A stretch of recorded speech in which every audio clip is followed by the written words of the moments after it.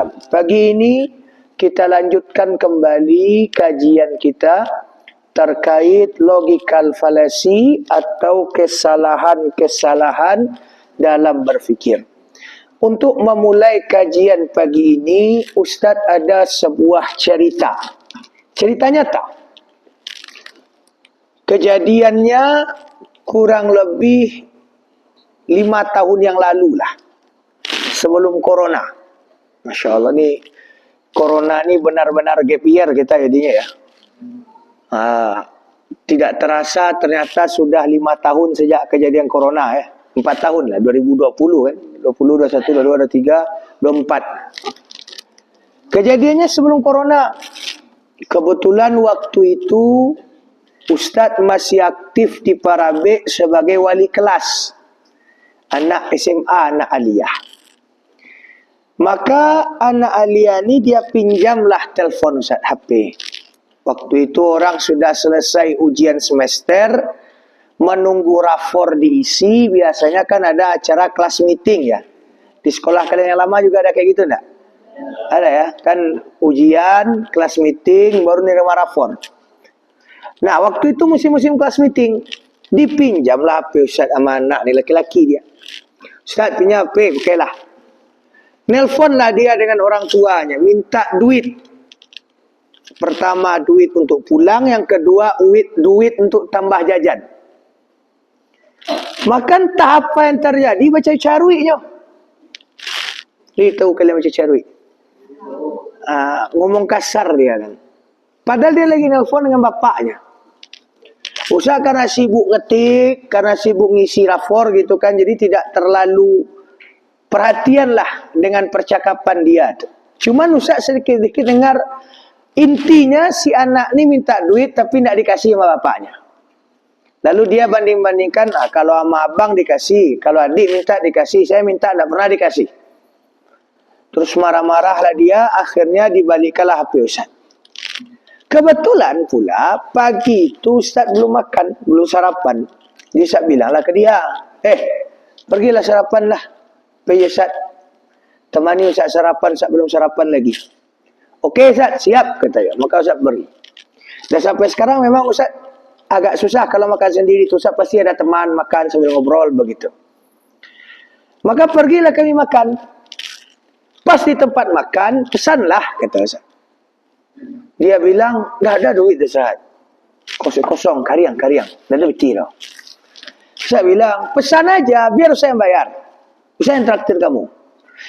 Sudah Ustaz, malu Ustaz. Pesanlah. Akhirnya dia pesan. Terus sudah datang Ustaz masak soto, dia masak soto juga. Dia lihat-lihat lah tu kerupuk, ada gorengan. Saya bilang, ambillah. Ustaz yang bayar. Benar Ustaz? Ya, Ustaz yang bayar. Oh, yang warnanya pupuh aja tu. Dikasih gratis, benar-benar diambil semua ya kan. Terus habis makan, Ustaz kenyang alhamdulillah, dia juga kenyang alhamdulillah. Tahu tak kalian apa dia bilang? Ustaz, terharu Ustaz. Ustaz bukan ayah saya, bukan abang saya, bukan family saya, tapi Ustaz baik kali ke saya. Ustaz bayarkan makanan saya, Ustaz traktir saya, Masya Allah. Ustaz lah orang yang paling berharga dalam hidup saya.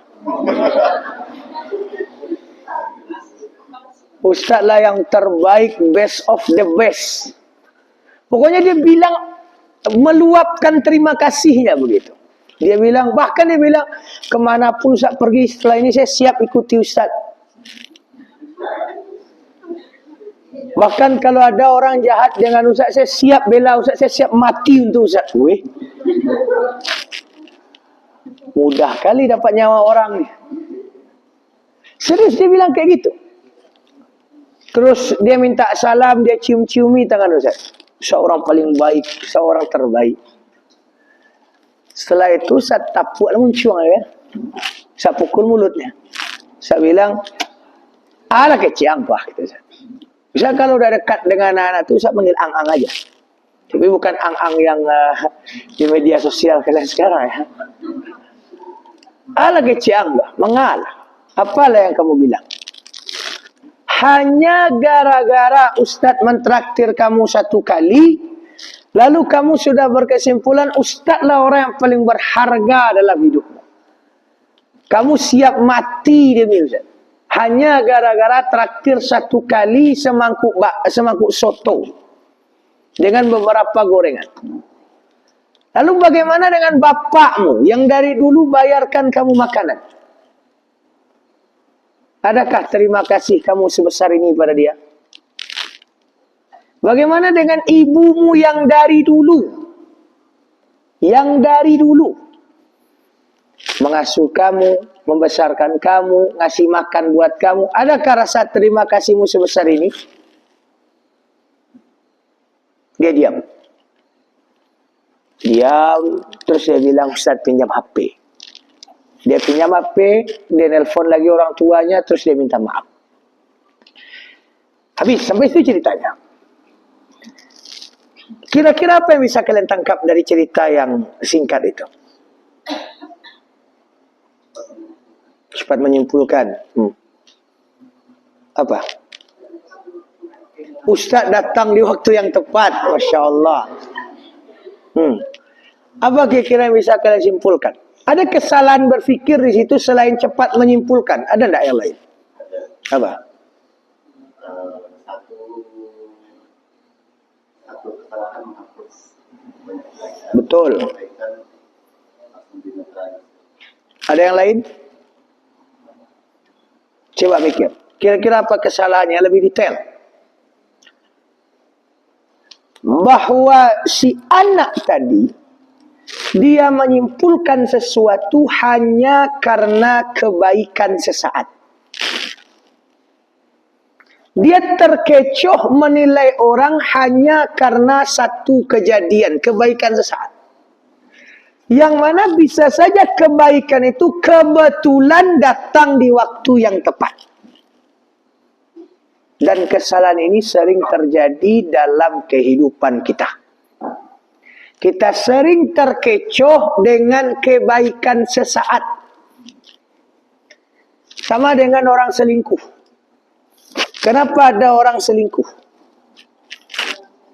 Ya, karena dia terkecoh dengan kesenangan sesaat.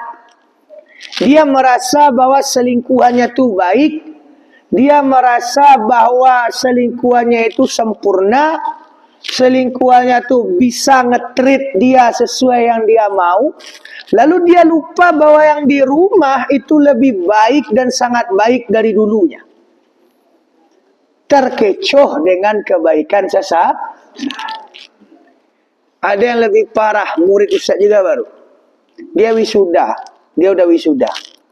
Tahu enggak kalian apa yang dibuat deskripsinya, kemudian di statusnya ketika wisuda? Terima kasih ayangku yang udah menemani di saat-saat kritis.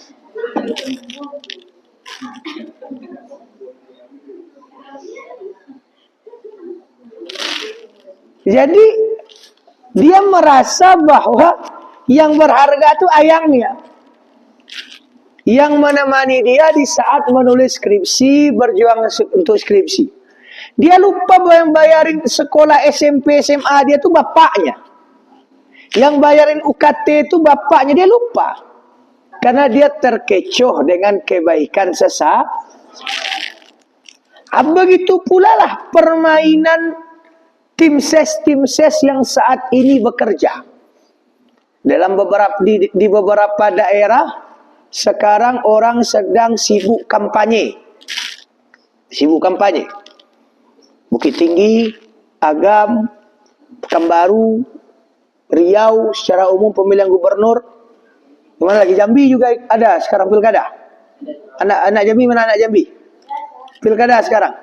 Iya ya. Medan, Sumatera Utara. Sekarang kan ya? Iya, si Bobi kan maju lagi tuh. Pak Bobi, beritanya. Pak Edi juga. Medan kan? Berarti rata-rata provinsi sekarang lagi pilkada. Nah, coba perhatikan. Tim ses itu. Tim ses itu. Bagaimana mereka mencoba menarik perhatian konstituen.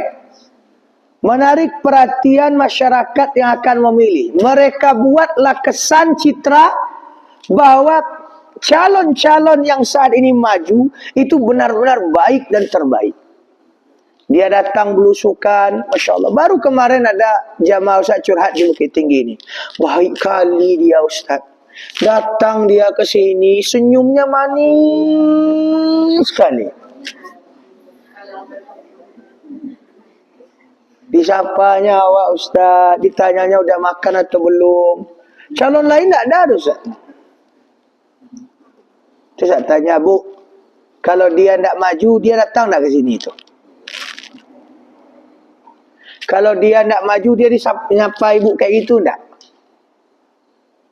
Kalau dia toh nanti kepilih, akan datang tak dia ke sini lagi? Toh nanti kepilih, akan selembut itu tak dia ngomong? Tapi dia keren Ustaz, dia gagah. Tu hero-nya.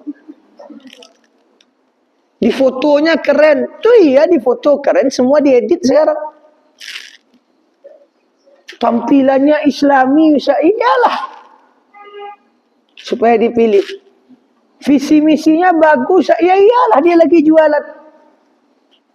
Tentu visi misinya bagus, tagline-nya keren-keren. Jadi dia datang Ustaz senyum, terus dia kasih uang, kami terima Ustaz. Haram. Apa hukum menerima uang-uang dikasih kampanye kayak gitu tuh? Kenapa haram? Hah? Kalau kamu ndak milih dia kan nak kena suap umur. Hah? Hah?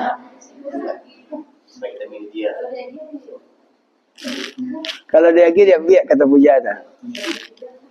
Ini di luar tema sedikit tapi tidak apa, tambahan pelajaran. Sebulan yang lalu kami di Komisi Fatwa Majelis Ulama Indonesia Agam mengadakan muzakarah. Temanya itu juga. Seminggu setelah muzakarah Kabupaten Agam, MUI Sumatera Barat juga mengadakan muzakarah. Seluruh ketua MUI kota dan kabupaten kumpul. Itu juga pembahasan. Bagaimana hukumnya kita menerima atau bahkan meminta uang dari orang-orang yang sedang maju kampanye ini? Pertama, kalau memang itu bantuan lepas, tidak ada kaitannya dengan pilkada ini. Tidak ada merek, tidak ada dokumentasi untuk kampanye, tidak ada kepentingan di situ, tidak ada kalimat pilih saya, jangan lupa pilih Bapak, maka ambillah. Karena itu bantuan lepas, tidak ada unsur kampanye. Tapi kalau bantuan itu jelas dan nyata unsur kampanyenya, dikasihnya uang terus dia bilang jangan lupa pilih saya, jangan lupa pilih Bapak, atau diberikannya bantuan di foto lalu dijadikan itu bahan kampanye, kan jelas itu, maka hukumnya haram. Kenapa? Baik kamu coblos namanya nanti ataupun tidak kamu coblos, sama-sama haram. Coba biasanya nih kita simulasi. Ketika misalnya ada orang ngasih uang atau bantuan, nih uang, nih bantuan, jangan lupa pilih kami ya. Apa jawaban yang biasanya keluar? Hah? Apa jawaban yang biasanya keluar dari masyarakat kita? Insya Allah. Keren ya? Insya Allah. Insya Allah kau balik kayu atau balik ke indah?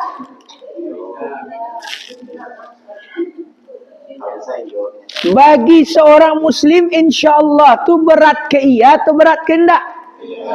Berat ke iya kan? Kita mau melakukan tapi insya Allah kata kita. Iya atau enggak? Kalau kamu memang tidak mau dan kamu bilang insya Allah, salah kamu tuh. Bohong kamu. Oke? Nah jadi kamu bilang ini bantuan terus kamu jawab insya Allah. Di bilik suara kamu pilih dia. Ar-rashi wal murtashi finnar. Orang yang disogok dan orang yang menyogok dan orang yang disogok, kedua-duanya masuk. Oke. Kemudian, lah Ustaz, tidak saya pilih dia. Kamu tidak pilih dia, sedangkan di awal kamu bilang apa? Insya Allah, berarti kamu apa? Dusta. Kamu dusta, kamu ingkar janji, kamu munafik. maka kamu terima uang itu, kamu pilih tidak kamu pilih, kedua-duanya tetap salah. Maka lebih baik jangan terima. Dia hati-hati. Ustaz, tapi saya ada dengar Ustaz pula yang bilang, ambil uangnya, jangan pilih orangnya. Munafik.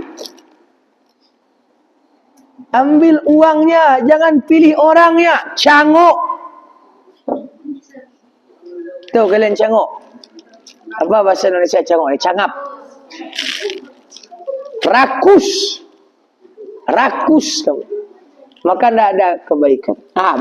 Balik ke kajian kita. Jadi kata jamaah Ustaz tu, baik kali dia Ustaz. Ya Allah, dikasihnya lah kami uang.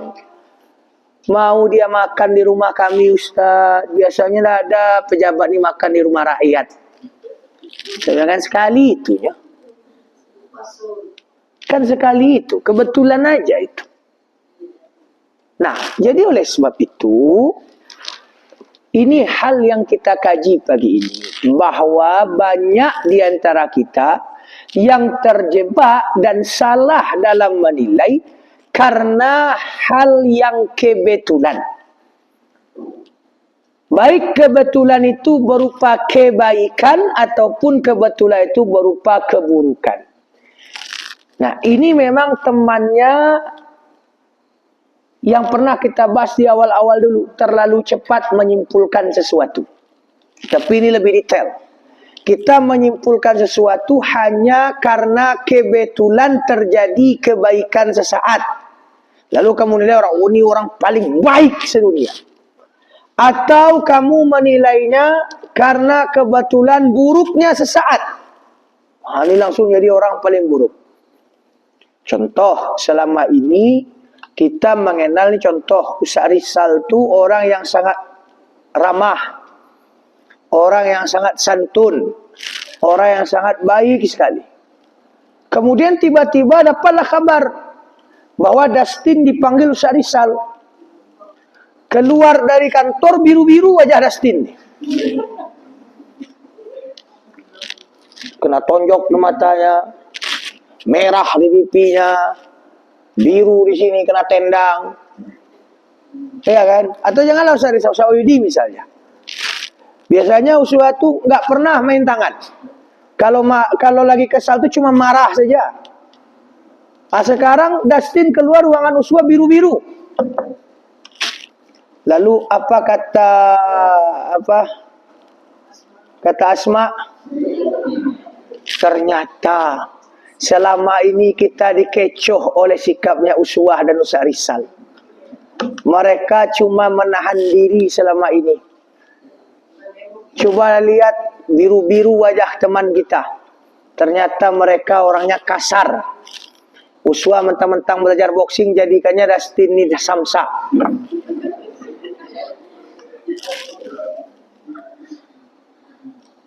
Bolehkah kalian berkesimpulan seperti itu?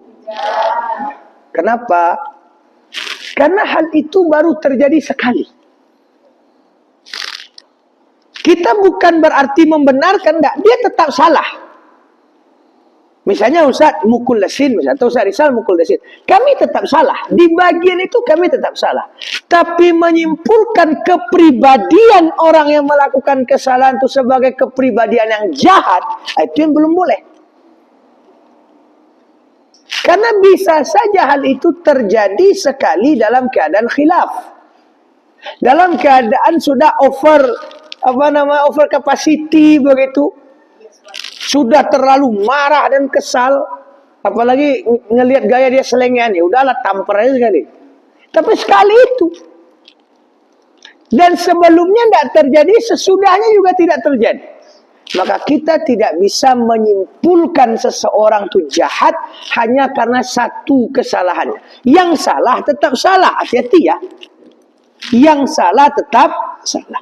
Terus bagaimana kita menyimpulkan bahwa orang ini benar-benar jahat atau yang kayak tadi orang ini benar-benar baik?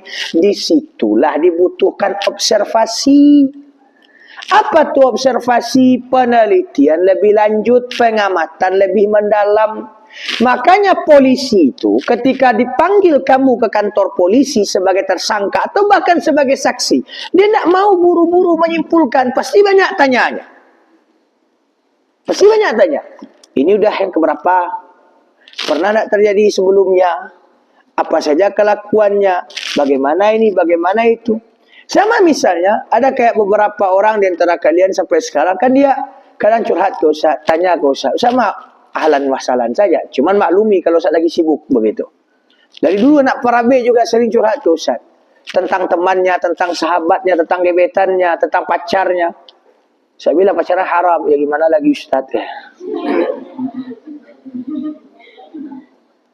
Dia curhat tentang bagaimana nih temannya masalah, temannya gitu. Saya bilang, saya tanya dulu, kamu mendapat itu berapa kali? Dia sudah melakukannya berapa kali? Dia kayak gitu tuh sudah dari kapan? Ada sebagian yang, Ustaz banyak tanya mana mah. Ustaz kepo mana mah. Saya blok dia langsung. Sumpah. Kita nanya tuh bukan karena kepo. Jadi ini saya ajarkan ke kalian ya. Ketika kita menilai seseorang, ada satu berita datang, tidak bisa buru-buru. Kita tanya dulu, ini sudah berulang atau gimana? Ini sudah dari kapan? Ini sudah bagaimana? Jadi ada tahapan observasi namanya. Kayak tadi itu. Ketika anak murid satu menyimpulkan Ustaz baik hanya gara-gara Ustaz mentraktir dia, itu tidak boleh. Ustaz mentraktir dia kebaikan, iya. Tapi menjadikan itu sebagai kebaikan total, seluruh diri Ustaz ini baik, tidak bisa. Harus dia teliti lagi, apakah Ustaz mentraktir itu hanya waktu itu saja? Atau memang sudah sifat Ustaz suka mentraktir orang? Atau ketika besok-besok akan diulang lagi atau tidak? Sehingga ketika dia, ternyata Ustaz ini baik mah. Orang lain juga ditraktirnya. Saya tidak sekali ini aja, kemarin juga, besok ternyata iya juga. Ketika itu sudah berulang, misalnya, atau terjadi pada yang lain juga, yang itu juga, yang itu juga, yang itu juga, berarti barulah bisa kamu ambil kesimpulan, ternyata memang dermawan. Ternyata tidak cuma Dustin yang dipukuli, Zizon juga kemarin patah rusuknya. Iya kan? Si Rafki tidak bisa jalannya loh. Fahimtum? Jadi kita butuh observasi lanjutan, pengamatan lanjutan. Dia memang melakukannya sekali, tapi karakternya memang seperti itu. Kenapa? Karena gitu. Ada misalnya Ustaz, dia nih playboy nih Ustaz. Nah, gimana kamu nyimpulkan dia playboy? Ya masa dia jalan sama saya, chatan sama yang lain misalnya. Lihat dulu, apakah itu kebetulan atau memang asrama putri dalam HP-nya? Termasuk sebaliknya, Ustaz saya ketemu cewek, nampaknya dia pemain misalnya. Kenapa kamu bilang dia pemain? Ya, dia jalan nama saya, dia kenalan nama saya, tapi ternyata statusnya sama yang lain dia.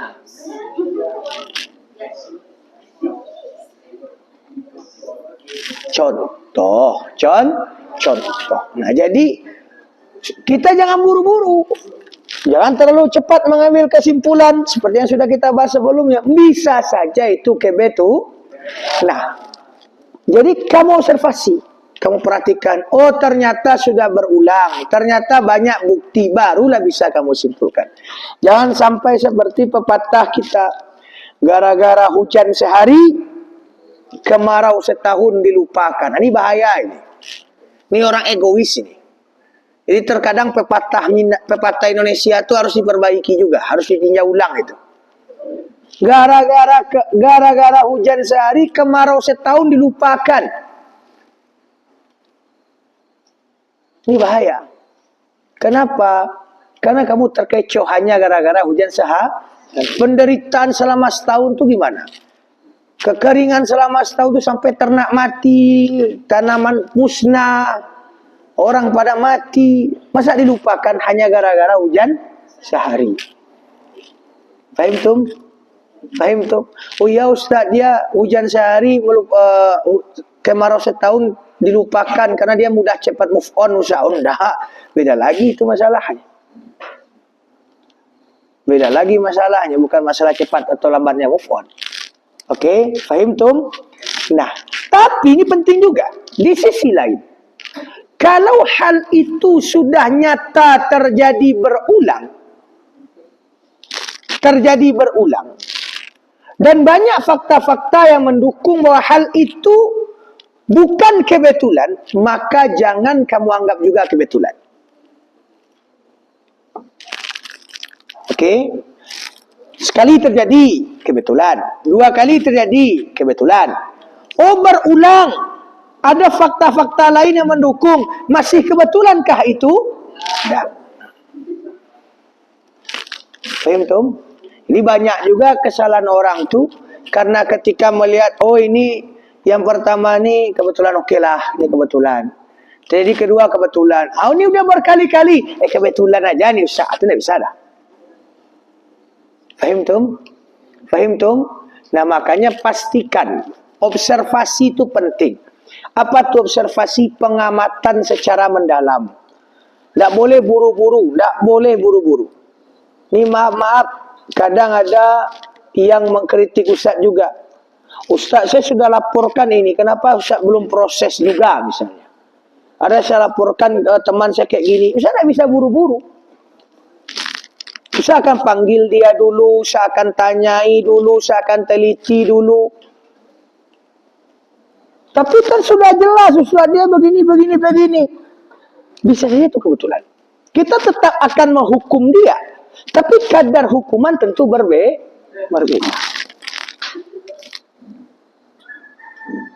Fahim tum? Fahim tum amla? Nah, di dalam ilmu logika, kesalahan berfikir karena terlalu cepat menyimpulkan sebuah kebetulan itu disebut dengan appeal to coincidence. Appeal to coincidence. Artinya ya, kesalahan berfikir karena hanya masalah kebetulan. Ada dulu politisi Indonesia tahun 2016, dia melakukan kesalahan fatal dengan mengatakan jangan mau ditipu atau dibohongi dengan Al-Maidah ayat 51 atau 56, saya lupa. Pokoknya jangan mau dibohongi dengan Al-Maidah ayat 51. Maka muncul reaksi keras. Bahwa yang bersangkutan diduga melakukan penistaan agama. Terbelah nih. Ada yang langsung marah. Ada yang membela mati-matian. Yang membela mati-matian mengatakan ini kebetulan kok. Ini kebetulan. Kebetulan dia salah ngomong. Kebetulan dia menyampaikan itu tanpa pikir panjang, maka keceplosan. Maafkanlah dia, kalaupun dia salah, hukumi kesalahan yang waktu itu saja. Jangan langsung disematkan kalimat penista agama. Kelompok yang marah bilang, enggak, dia sudah jelas-jelas menistakan agama, begini, begitu. Nah, sikap seorang akademisi yang baik, itu tidak condong kepada yang terlalu membela, ataupun yang terlalu marah. Sikap akademisi yang baik itu tengah-tengah. Panggil dia, proses secara hukum, kumpulkan data.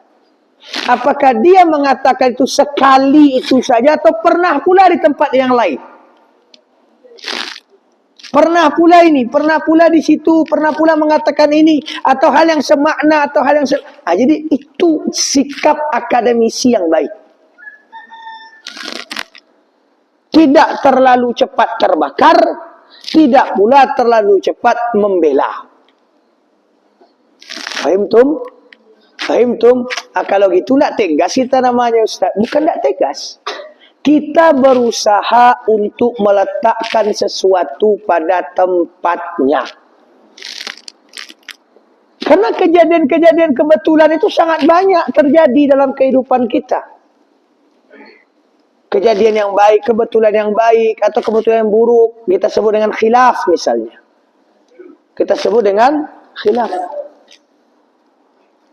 Banyak tuh kejadian dalam kehidupan kita.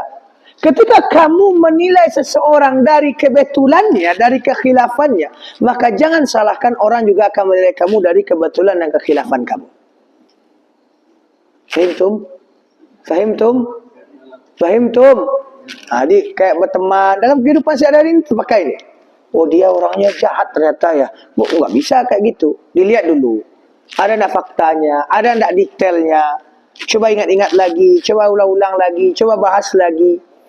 Bahkan salah satu teori pembuktian selain menanyakan hal-hal yang sudah terjadi, kalau dalam ilmu psikologi yang Ustaz ketahui ya, itu juga ada apa istilahnya ya, pengujian.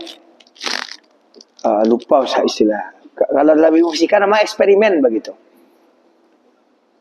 Namanya eksperimen. Dia baik, dia baik, dia baik. Kita merasa ini belum cukup nih datanya nih. Dari keterangan-keterangan yang kita kumpulkan belum cukup, maka uji dia, tes. Ini Ustaz nih benar-benar mau enggak bayarin orang nih? Coba bawa Ustaz tuh pergi makan. Pura-pura uang enggak ada doa. Ustaz uangnya enggak ada. Mau enggak Ustaz tuh bayarin? Setelah bayarin, apakah beliau nuntut untuk dikembalikan atau enggak? Oh ternyata Ustaz pas ngelihat saya enggak ada uang, biarlah Ustaz bayarkan. Sampai sekarang enggak ada diminta-minta balik Ustaz. Berarti memang baik dia. Jadi cara membuktikan observasi itu kumpulkan data yang sudah ada, atau bahkan ada yang berani menguji. Ada yang berani menguji. Nah, dan itu tentu butuh waktu. Nah, kesalahan tambahan juga nih sebagai penutup kajian singkat kita pagi ini. Tambahan kesalahan yang lain, selain kita tuh mudah menyimpulkan dengan terburu-buru dan hanya dengan sebuah kejadian atau kebetulan, kita tuh tidak sabar dalam mengobservasi. Kita tidak sabar. Bukan masalah buru-buru atau tidak, kita tidak sabar. Dan perasaan dan sikap tidak sabaran ini bahaya. Bahaya. Sabarlah kamu dalam menilai seseorang. Kumpulkan data dulu. Sampai kapan lamanya saya? Sampai kapan kamu merasa cukup datanya itu? Kalau belum cukup datanya lagi, maka kamu tidak bisa sebenarnya ya menyimpulkan. Nah, begitu juga dengan sebuah permasalahan. Nih, anak-anak semester akhir saya lihat nggak terlalu banyak. Cuma beberapa orang aja. Pasti kalau ditanya kenapa tidak hadir, sibuk mikirin skripsi Ustaz. Masih itulah saya. Tapi nggak apa-apa lah. Mana nih anak semester akhir? 1, 2, 3, 4. Yang perempuan 4 nih. 4, 5 tuh Asiah tuh. 5. Mana lagi? 6 Mama Asma. Yang laki-laki memang sendiri dia selama. Berdua sama Iswanto dah. Siapa? Oh ya Dustin.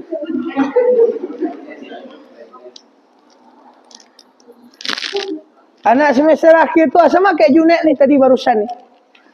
Sebelum Ustaz ke sini, dia datang kata Pak Ustaz. Dia ceritakan, Ustaz bisa nak ini jadikan judul? Ustaz bilang masalahnya apa? Cobalah pikirkan dulu, masalahnya di mana? Sabarlah dulu. Teliti lagi. Observasi lagi. Dia tidak sabar. Berarti nggak bisa yang jadi judul ni Ustaz. Langsung dia berkesimpulan seperti itu. Okey? Fahimtum? Jadi memang kerja seorang akademisi itu lama, berat dan terkesan ribet. Karena kita berhati-hati, tidak mau langsung aja ntar salah. Lebih baik, ini saya dapat dari guru saya. Lebih baik lama proses, hasil bagus. Ketimbang proses sebentar hasil berantakan. Proses sebentar hasil berantakan. Na'udzubillahi min dzalik. Sama kayak kamu masak, yang perempuan masak. Kapan masakan kamu tuh enak? Ketika matang kan? Matang tuh butuh waktu atau enggak? Kalau kamu enggak sabar, baru nih minyak panas kan? Baru masuk ikan langsung angkat. Bisa dimakan? Lucu ya. Oke, faham tuh? Nah, kita buka sesi tanya jawab. Silakan kalau ada yang ingin bertanya, baik sesuai dengan kajian kita atau di luar tema boleh. Silakan.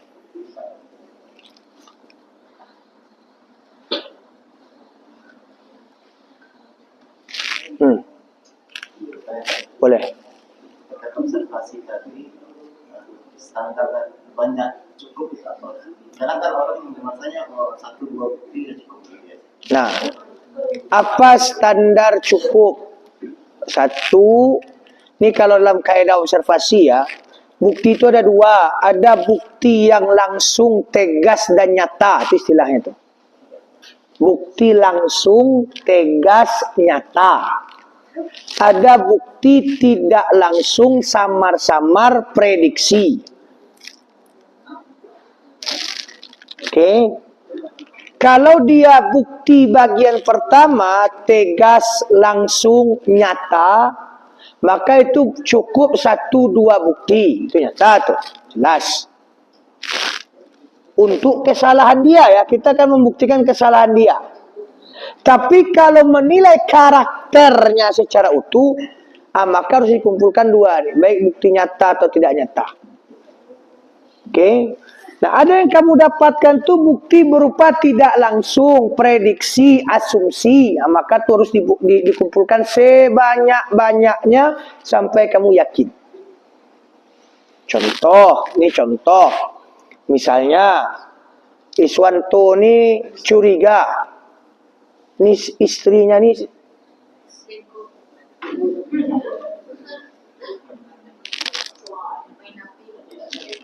serius nak ngurus anak nih, atau istrinya nih baby blues. Tuh kalian itu serius, itu banyak kejadian sekarang. Baby blues tuh dimana si ibu tidak siap punya anak. Secara psikologis dia tidak siap punya anak. Dia ngebet nikah tapi tidak mau punya anak.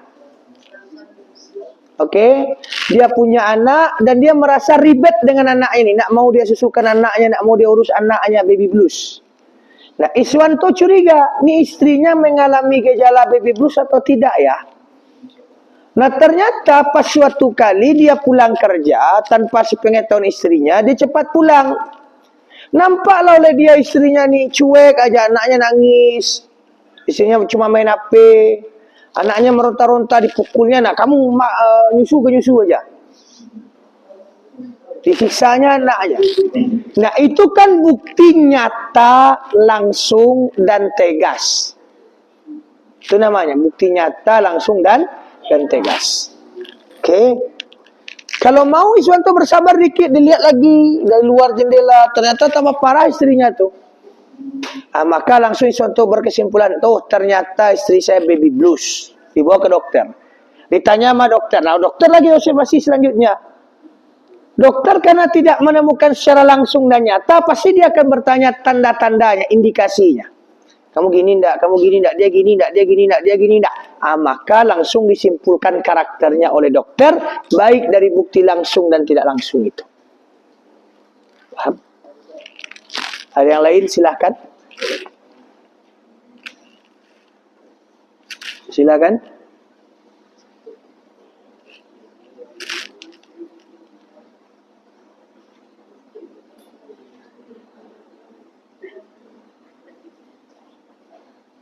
Ustadz punya kenalan. Dia supir travel. Dan biasanya Ustadz kalau pergi jauh-jauh sering minta tolong sama abang nih. Hari Sabtu kemarin dia beritakan ke Ustadz bahwa mobilnya masuk jurang. Mobilnya masuk jurang. Sama dianya masuk jurang. Kecelakaan. jalan ke Pekanbaru, masuk jurang. Dan untung saja mobilnya tuh ditahan sama pohon-pohon yang ada di lereng-lereng jurang. Kalau enggak, hancur. Hancur. Kalau saya lihat mobilnya keluar tuh udah hancur bagian depan tuh hancur. Untung aja dia selamat. Dan tidak ada korban luka-luka. Penumpangnya selamat semua. Bisakah kita menyimpulkan bahwa beliau itu tidak becus bawa mobil?